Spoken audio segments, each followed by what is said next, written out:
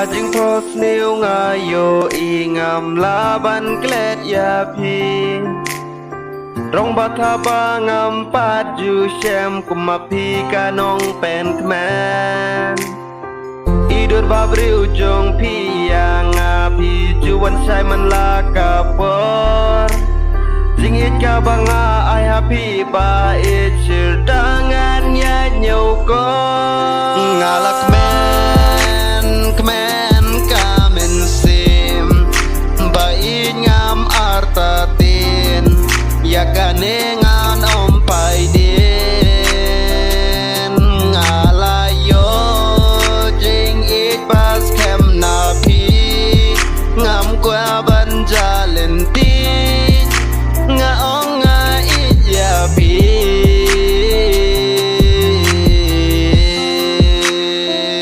Kajing itbasisya happy bangan ay ngam kwa bangan lekay nakadunod pangaray naduneng kong kisngi jengkular jong ingi clay ngam kwa syuko bain bangan sakut tang marwe kikular jong ikin yay ne bat nga sirata kajing it bangan ay happy kan yay long kababangam kwa ban pensusi yapi namar nga iyapi ngam kwa bangan yo i umat bakin tut nak mat jong pi jengkular baskem happy bangala ay dalilay ngam kwa syu bait bangadang ngai nadu kadonut ngaklay kikular kim nom sep ngan yai ne tang bat pi ngarai kut hang ne haslap berdai dalilay ngam kwa bangan ngai syu napi dalilay ngam kwa syu bangan du napi kajeng it ka bakordor ngan yai kin korman ka pordai tang ya pi go bait